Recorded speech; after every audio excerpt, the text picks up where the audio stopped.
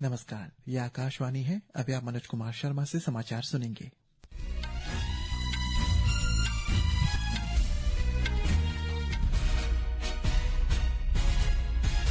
पहले मुख्य समाचार। विदेश मंत्री डॉक्टर एस जयशंकर ने कहा, पोलैंड को आतंकवाद को कतई बर्दाश्त नहीं करना चाहिए और भारत के पड़ोस में आतंकवादी ढांचे को बढ़ावा देने में मदद भी नहीं करनी चाहिए। संयुक्त अरब अमीरात के राष्ट्रपति शेख मोहम्मद बिन जायद अल नहयान आज से नई दिल्ली की आधिकारिक यात्रा पर। प्रधानमंत्री नरेंद्र मोदी, अरुणाचल प्रदेश के मुख्यमंत्री पेमा खांडू एवं उप मुख्यमंत्री चाउना मेन ने आज राष्ट्रीय आपदा प्रतिक्रिया बल एनडीआरएफ के स्थापना दिवस पर शुभकामनाएं दी है।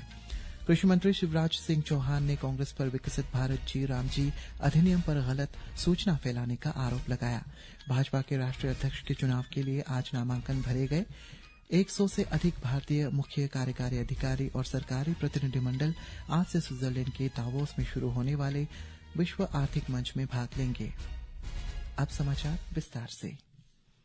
विदेश मंत्री डॉक्टर एस जयशंकर ने कहा है कि पोलैंड को आतंकवाद को कतई बर्दाश्त नहीं करना चाहिए और भारत के पड़ोसी देश के आतंकवादी ढांचे को बढ़ावा भी नहीं देनी चाहिए। पोलैंड के उप प्रधानमंत्री और विदेश मंत्री राडोस्लाव सिकोर्स्की के साथ आज नई दिल्ली में बैठक के दौरान डॉक्टर जयशंकर ने कहा है कि पोलैंड के लिए भारत क्षेत्र अनजान नहीं है और यह सीमा पार आतंकवाद की दीर्घकालीन चुनौती से भली भांति परिचित है। उन्होंने कहा है कि दोनों पक्षों के बीच वार्ता के क्षेत्रीय और वैश्विक घटनाक्रमों पर चर्चा होगी।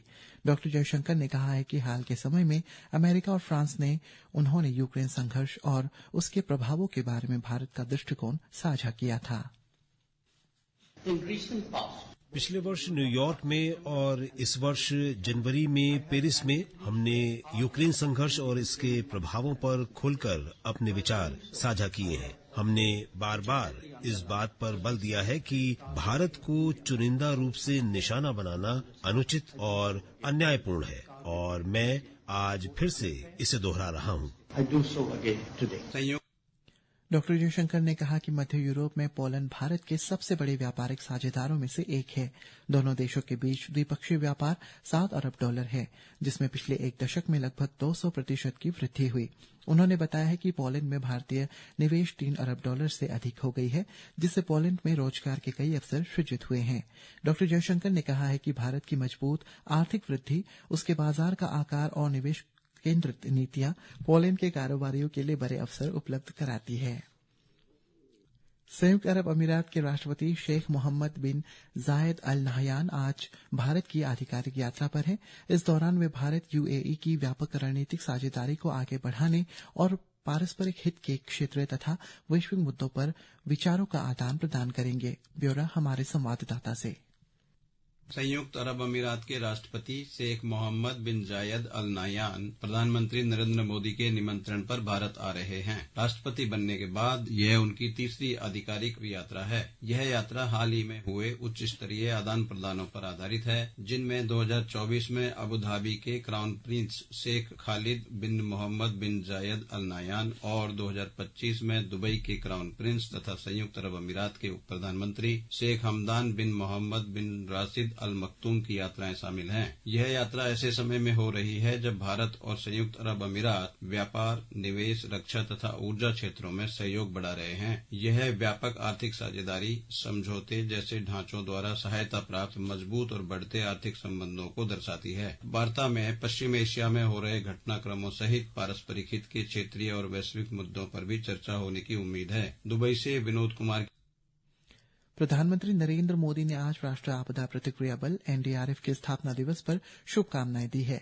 एक सोशल मीडिया पोस्ट में उन्होंने कहा है कि देश उनकी लोगों की बहुत सराहना करता है, जिनका व्यावसायिकता और हौसला संकट के समय में सबसे आगे रहता है।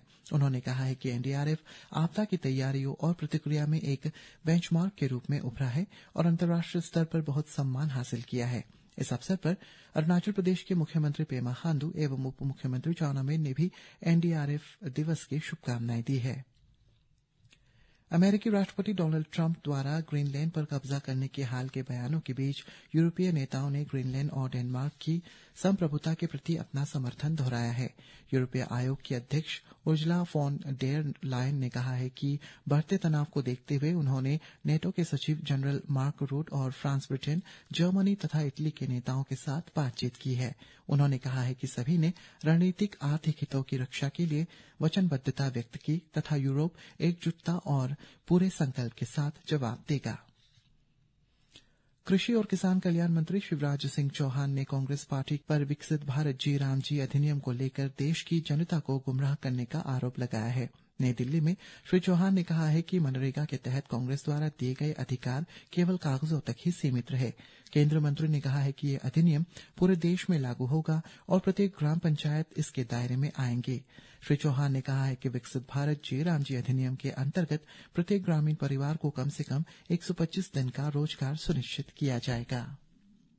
100 दिन के बजाय 125 दिन के काम की गारंटी अगर दी है तो विकसित भारत जी राम जी योजना के अंतर्गत दी गई है। और केवल काम का अधिकार नहीं दिया है, 15 दिन के अंदर बेरोजगारी भत्ता देना पड़ेगा। आपने कागज पर अधिकार दिया था, हमने जमीन पर उसको मजबूत करने का काम किया है। ये कानून पूरे देश में एक साथ लागू होगा, कोई भी ग्राम पंचायत इसके दायरे के बाहर नहीं रहेगी।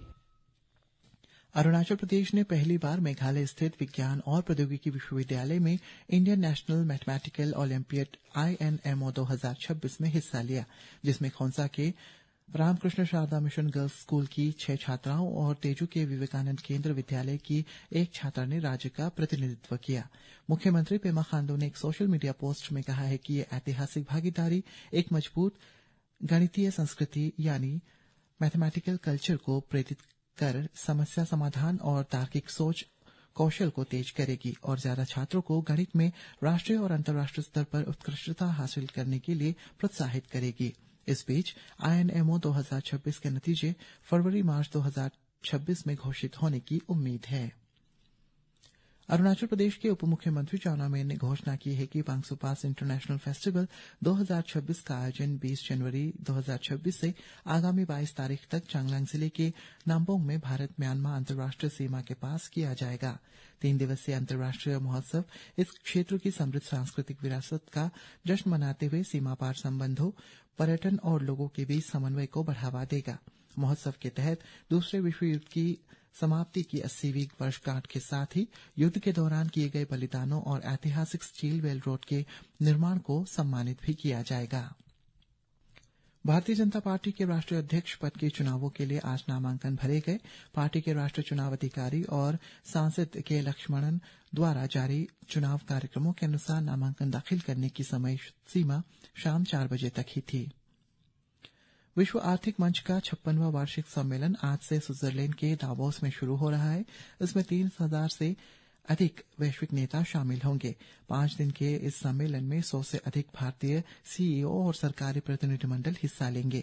इसमें अश्विनी वैष्णव, प्रहलाद जोशी और के राममोहन नायडू सहित वरिष्ठ केंद्रीय मंत्रियों के शामिल होने की उम्मीद है। महाराष्ट्र, आंध्र प्रदेश, मध्य प्रदेश, असम और झारखंड के मुख्यमंत्री निवेशकों के लिए अपने अपने राज्यों में व्यवसाय की संभावनाओं का प्रदर्शन करेंगे। वहीं कर्नाटक, उत्तर प्रदेश, केरल और तेलंगाना सहित विभिन्न राज्य सरकारों के पवेलियन भी वहां लगाए गए हैं। अजंता एरोला अंतर्राष्ट्रीय फिल्म महोत्सव का प्रतिष्ठित पद्मपानी पुरस्कार इस वर्ष दिग्गज संगीतकार इलैया राजा को भारतीय सिनेमा में उनके अद्वितीय योगदान के लिए दिया जाएगा। पुरस्कार में पद्मपानी स्मृति चिन्ह, प्रशस्ति पत्र और 2 लाख रुपए की नकद राशि शामिल है। 11वां अजंता एलोरा अंतर्राष्ट्रीय फिल्म महोत्सव 28 जनवरी से 1 फरवरी तक महात्मा गांधी मिशन, छत्रपति संभाजीनगर में आयोजित किया जाएगा। अजंता एलोरा अंतर्राष्ट्रीय फिल्म महोत्सव का आयोजन सूचना और प्रसारण मंत्रालय तथा महाराष्ट्र सरकार के संस्कृति विभाग के सहयोग से किया जा रहा है। और अंत में मुख्य समाचार एक बार फिर। विदेश मंत्री डॉक्टर एस जयशंकर ने कहा, पोलैंड को आतंकवाद को कतई बर्दाश्त नहीं करना चाहिए और भारत के पड़ोस में आतंकवादी ढांचे को बढ़ावा देने में भी मदद नहीं करनी चाहिए। संयुक्त अरब अमीरात के राष्ट्रपति शेख मोहम्मद बिन जायद अल नाहयान आज से नई दिल्ली की आधिकारिक यात्रा पर। प्रधानमंत्री नरेंद्र मोदी, अरुणाचल प्रदेश के मुख्यमंत्री पेमा खांडू एवं उप मुख्यमंत्री चाउना मेन ने आज राष्ट्रीय आपदा प्रतिक्रिया बल NDRF के स्थापना दिवस पर शुभकामनाएं दी है।